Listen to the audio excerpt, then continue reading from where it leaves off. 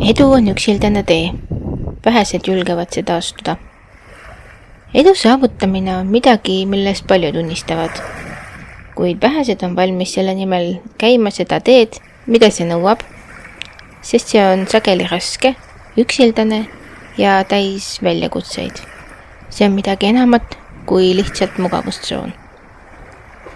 Väljend edu on üksildane tee, vähesed julgevad seda astuda, kirjeldab tabavalt tõsiasja, et suurte eesmärkide poole liikumine tähendab sageli eraldumist turvalisest ja mugavast massist.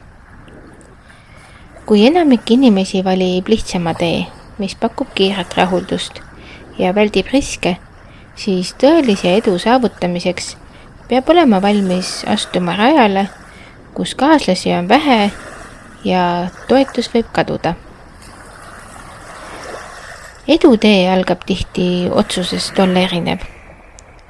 See tähendab omaenda väärtuste ja visiooni järgi tegutsemist, isegi kui see ei ühti teiste ootuste või ühiskondlike normidega.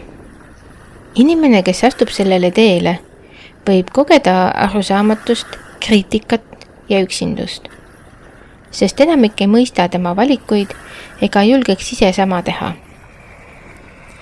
Näiteks ettevõtjad, teadlased või loojad, kes murravad traditsioonidest välja ja otsivad uusi lahendusi, peavad sageli töötama üksinda, enne kui teised nende saavutusi tunnustavad. Üksildane tee tähendab ka pidevat enesedistsipliini ja loobumist. Edukas inimene peab tihti ohverdama mugavuse, meelelahutuse ja isegi osa sotsiaalsest elust, et keskenduda oma eesmärkidele. Samal ajal peab ta olema valmis ebaõnnestumisteks, sest tee tippu on täis katseid ja vigu. Need, kes ei talu tagasilööke või vajavad pidevat kinnitust teistelt, ei suuda seda rada lõpuni käia. Ometi on just üksildane tee see, mis loob tõelise edu ja rahulolu.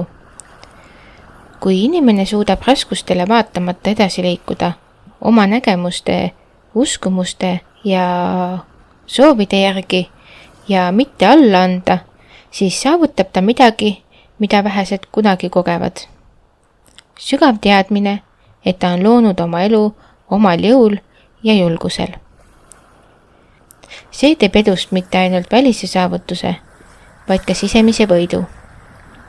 Seega ei ole edu lihtsalt sihtpunkt, vaid teekond, mis nõuab julgust olla erinev, valmisolekut olla ajutiselt üksinda ning pühendumust jätkata isegi siis, kui teised loobuvad.